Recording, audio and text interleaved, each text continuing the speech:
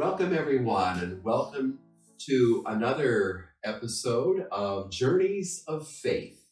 And today our guest is Angela Siraco, a longtime parishioner of OLA Church and so active in many ways in Ave Maria Parish even today. So welcome, Angela. Great to have you here. Thank you. Great to be here. Angela, let's begin with your early years in East Boston. I must say, I grew up in the Washington, D.C. area, but I have learned so much about East Boston from my wonderful parochial vicar, Father Anthony Luongo, and from you and many others. So tell us about your life growing up in East Boston, particularly the role of faith and church in your life. Well, my family was very involved in church. We went to St. Lazarus Church, as did Father Tony St. Parish, and it was a very strict Italian priests were there, and we were brought up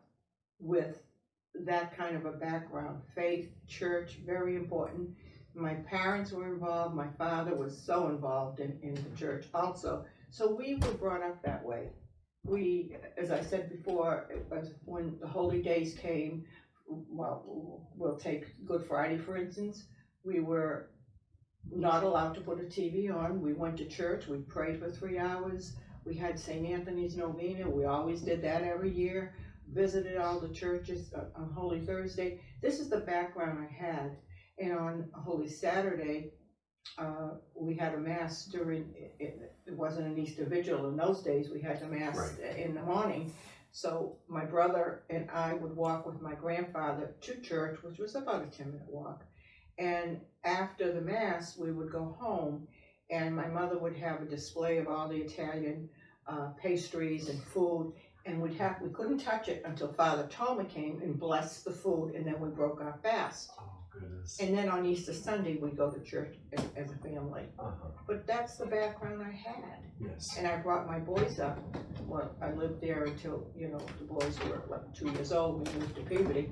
But I brought them up with the same values that I had. So that had a lasting impact on you, Angela. Absolutely. Your early years with your family in East Boston, St. Lazarus Parish, all of those rituals, both in the church and in your home. Absolutely. And my wedding day, and this is something we did. We had a society called the Children of Mary Society. It was for single women, which I belonged to that. And then when you got married, you graduated to the Mothers Club, which my mother was president of. So I have a very faith to devotion to the Blessed Mother. And what we did, if you belonged to that society, after your wedding vows, you had a bouquet of roses, and there was a statue of the Blessed Mother in the corner. I can just visualize it. And the bride would put the flowers in front of the Blessed Mother, and they would sing Ave Maria. That was to me, that was the most emotional thing. So I was brought up with this. Very much part of your my family life, your upbringing, and your values. That's the way it was with Mike too. Yes. His parents were definitely very devoted and very Catholic and very always go to church, and he was an altar boy, so we continued that on. He became very active in church here too. Yes. So, what you learned, what you experienced in your childhood had a big impact on you as you moved into young adulthood, and then your marriage with Michael, and then you're both being parents, obviously. Yep. So what from your childhood did you try to retain and then live out and share with your family, with your children? A lot of the traditions that we had for churches and masses, and this I tried to instill in my boys, and we did that. We always went to church as a family. When I wasn't obviously as active as I am now, when we first moved to Peabody 55 years now ago, because the boys were young and I just didn't have time. And then once they got older and went off, then I got involved. But they knew that this was very important. They had to have their faith, they had to come to church, they received all their sacraments, and most of all, you have to be a good person. That's what I tried to tell them, no matter what, you have to be good people, because that's what God would want, and that's what your faith does. And thanks be to God, I have wonderful children. They never gave me any problems with anything, with drugs or alcohol, any of that. They are very loving, and they're very faith-filled, and they are a wonderful, wonderful family. So I'd like to think that Mike and I had something to do with that. I'm sure you did. Yeah. Did you have any devotions or rituals or routine of prayer with your family, with your boys? You always have to have something like that. Even now to this day, when we all sit together at a dinner, if I'm not quick enough, I'm doing something, my grandson will say, "Grandma, we have to pray." Pray grace. Always, Yeah. always. And it's not that I wasn't going to do it, but I was busy doing something else. And I guess they wanted to eat in a hurry, and they couldn't touch food until they said grace. They know grace comes before the meal. That's Definitely. right. That's right. Yes. And it's very important, and both my boys know that. Sure. And when something goes, when they want something, pray, say a prayer for us, say a prayer, so they know that's what it is. Prayer works. Absolutely. Prayer Absolutely. works. So you moved to Peabody, Mm-hmm. and you began, going to Our Lady of the Assumption. Then it was a parish. It was parish then, yes, and it was between St. Adelaide's and Our Lady's, and there was a railroad track up the street, and they said if you belong on this side of the track, you go to St. Our Lady's. The other, you go to St. Adelaide's. We were on the side of Our Lady's. That was in those days. Now, of course, you can go anywhere. But we started going there, as I said, as a family, and the boys received their, communion, confirmation, and they went on to St. John's Prep. Okay. Both of them. And I started to get active when Paul, my youngest, started going to school all day, because I just didn't have time. And then I started getting active when Father Perno was here, God rest his soul. He asked Mike and myself to be Eucharistic ministers, and that's how many years I was in it. And to me, that's the honor that you just can't take away, and Mike felt that way too. Father Perno was my successor. I started, as you know, at Our Lady's now 41 years ago, and when I left to go off and study at Catholic University to prepare to teach in the seminary, Father Jerry Perno was my successor, and what a wonderful priest. I'm not surprised he would choose you and Mike, to be extraordinary ministers. Wonderful. Yeah. And like I said, the boys, they know, and because, like I said, I like to think that we instill this into them with our prayers and going to church and what's important. Absolutely. With holidays, not just holidays, but the holy days. Right, exactly. And I think that probably was the start, Father Perno's approaching both of you, asking you to be extraordinary ministers of Holy Communion. It was the start of your multifaceted involvement in Our Lady's parish. I really want to talk now about the social aspect.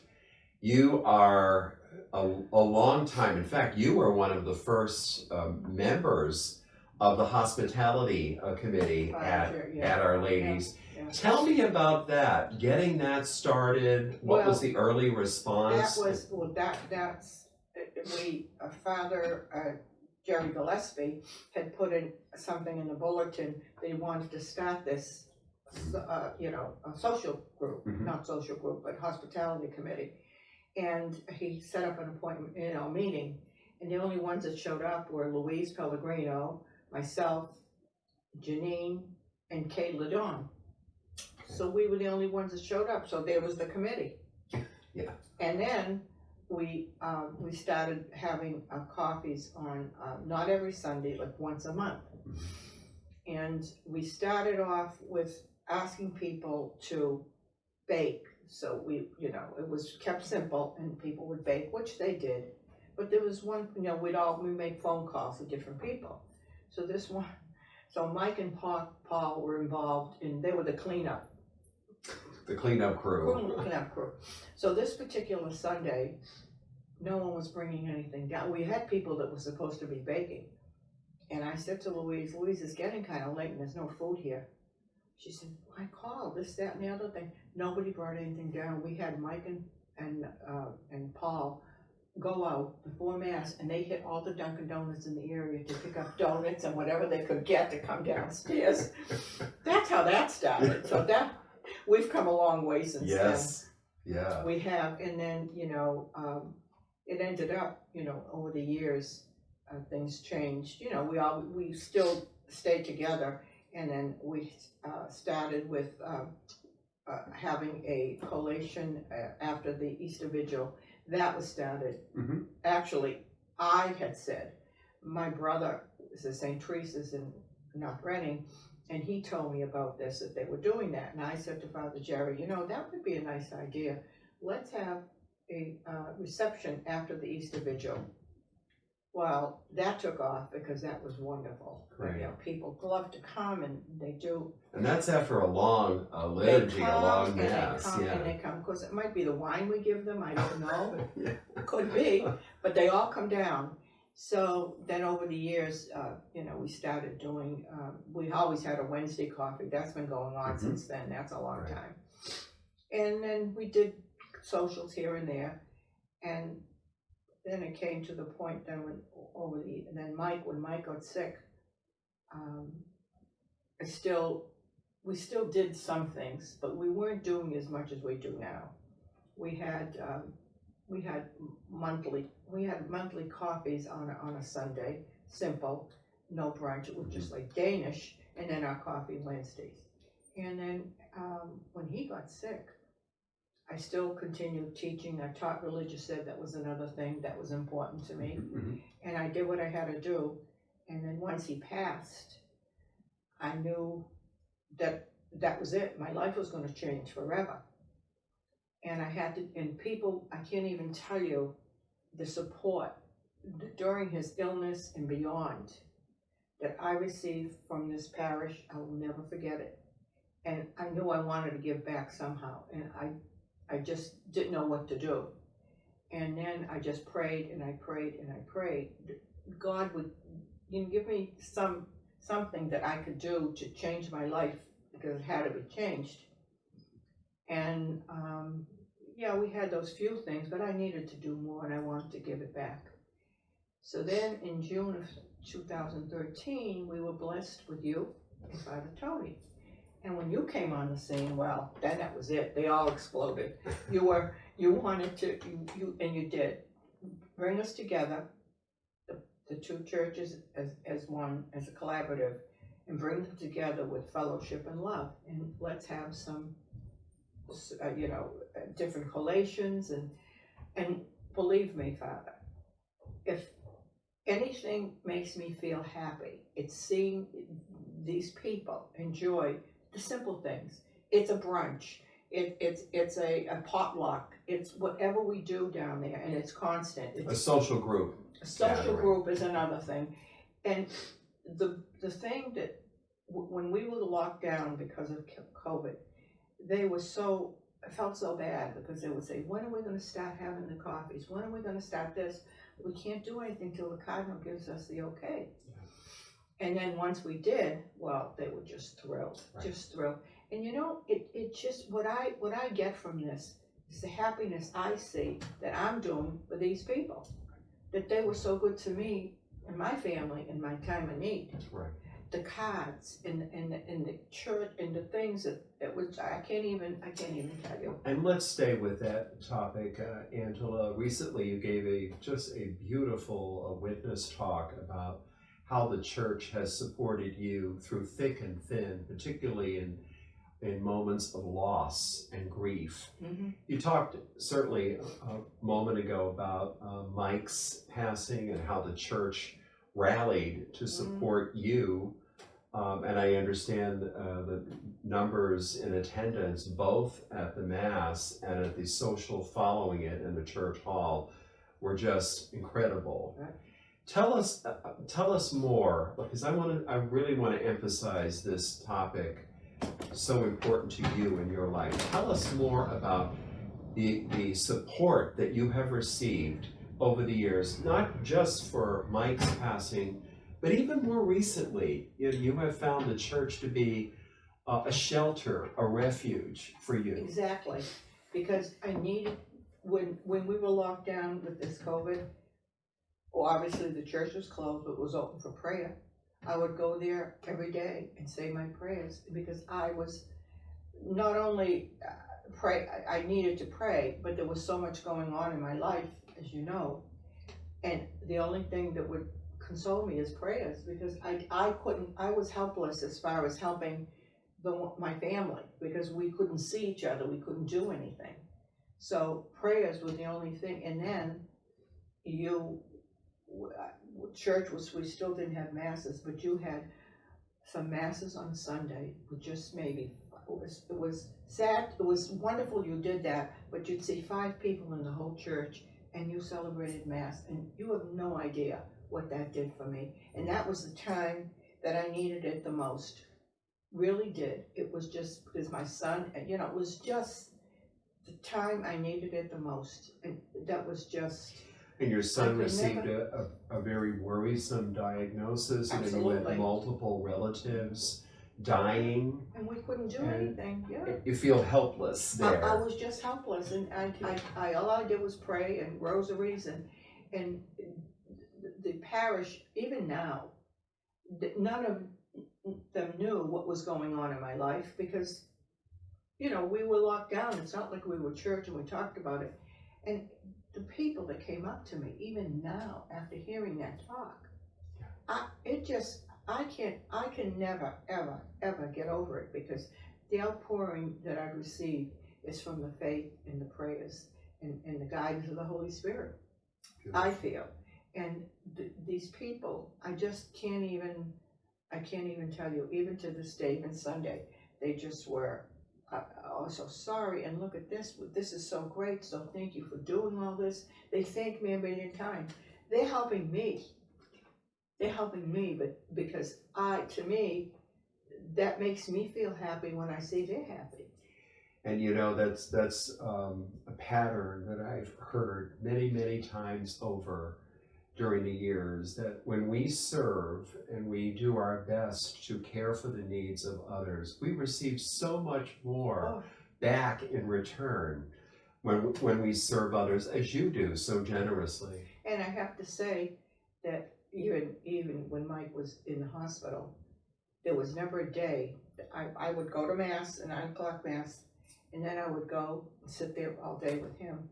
And there wasn't once that I went there that there wasn't someone from Our Lady's there visiting him. Oh, that's impressive. And that's what priests, that's another thing. If you, I can never forget this. 7 priests were on that altar at Mike's funeral. It was just, the parish, the church was packed, everything. How can I ever not want to give back? And my prayers, I still, to this day, it's just, I have faith, so much faith. Well, Angela, you are an honored, decorated member of our community. I'm trying to think of all of the recognition you have received over the years, so well deserved. In 2014, Cardinal Sean presented you with the Chevres Award, which is given annually to principally lay women and men for their long and generous service in multiple ways to their respective parishes. And then just last year, you were inducted in the OLA School Hall of Fame. What an honor. Again, for your multiple contributions to the school, including a scholarship Oh, you know, scholarship. in honor of your late husband.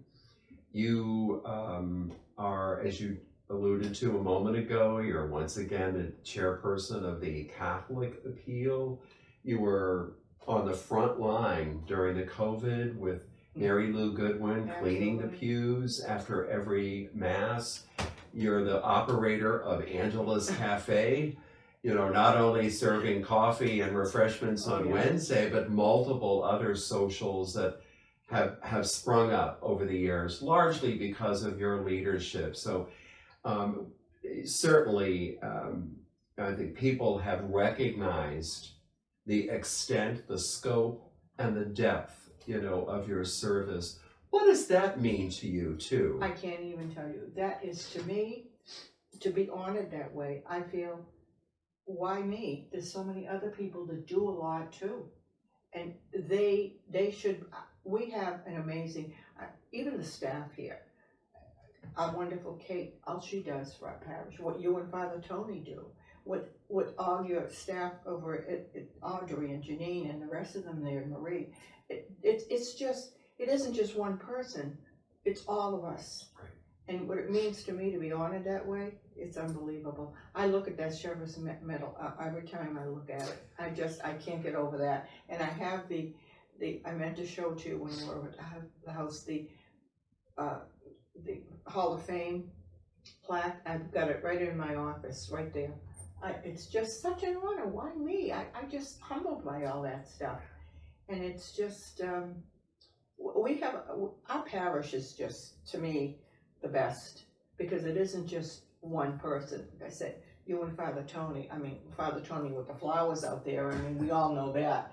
But you've been a great influence on me. You really have. It really is a family, and that's the heart of parish life. When you have a family that comes together, prays together, socializes together, serves together, witnesses together. That's what we want. The value of community in parish life, and you've really enhanced that in multiple ways. And when I even see with my family, when I see my granddaughter reading books to my little 2.5-year-old great-granddaughter about Noah's Ark and about things, she is trying to start her off in a young age, bringing her to church, and this is church, and it's just, I think I did something right. I feel that way. To me, that's important. No question. And to think that we'll sit down, we have to say grace. I know, but wait a minute, I have to get the food on the table. I think they're really hungry, that's the thing. Right. But it's just, I don't know what people do that don't have faith. To me, I think going back to your early years, Angela, both your mother and father were very involved, in the life of St. Lazarus Parish in East Boston. I have to suspect that their influence, their modeling, their example is a big part of the reason why you're so involved. My mother was like that too, very involved in her. They did bingo, they had the Mothers Club, they did all that. That's what it was in those days, kind of a social group type of thing. Sure. It was called that. And, the CYO, I was after my time to CYO. But like I said, we had the Children of Mary.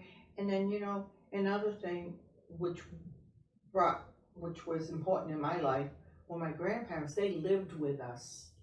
So you had that intergenerational. So live with us, and not in just the same house, but the same. They lived with us, and like I said, we have memories of going to church with them. And my grandfather on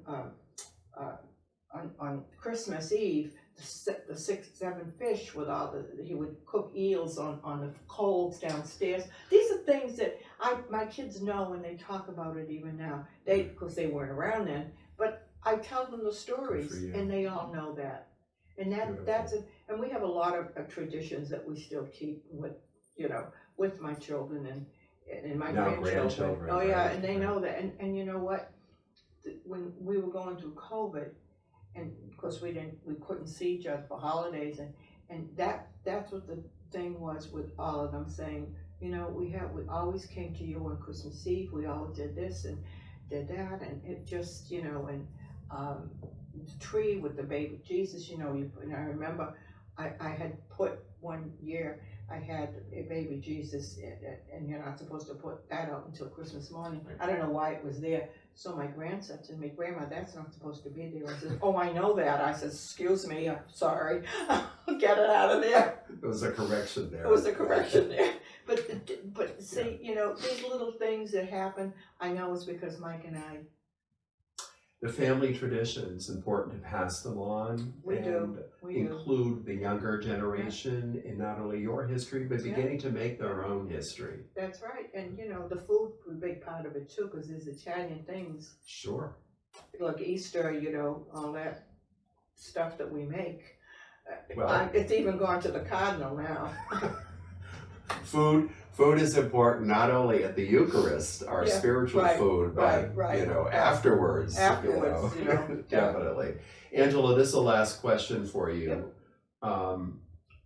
With all that you have experienced in your life, all the service that you've given to the church, to our school, to our parish, and your family life as well. With all of that experience, what advice would you give our viewers concerning your faith? How to enhance your faith or how to help your faith to grow? You know, what I take away, what I would say is never stop praying. Never stop the rosary. Never stop praying. Never stop going to church. And be thankful for what you have. Because that's the one thing that people forget. And I remembered when, and this is also something that I remembered when Mike passed, I never said, why me? All I said is, dear God, thank you for the years I had with him. And then maybe two weeks later, that marathon bombing. And I said, see, this is what I mean. These poor people never had a chance that were young. And I said, I had 50 plus years with my husband. So never forget what you've got in your life that's good. Don't always just dwell on the awful things that might have happened. And pray and thank God for what you have. That's the main thing. You always have to thank God for your blessings. That's the main thing to me. Beautifully said, and certainly thanking God for your faith as well, because that's obviously sustained you. And my devotion to the Blessed Mother, really. Absolutely. That's what I say to everybody. Just be thankful for what you have. Go to church, don't ever give that up. Beautiful. Angela, thank you so much for being our guest today and giving your witness to our viewers. Thank you for all you've done for our parish too. Thank you. Thank you, really. Wonderful. Thank you very much. And join us next time for another episode of Journeys of Faith.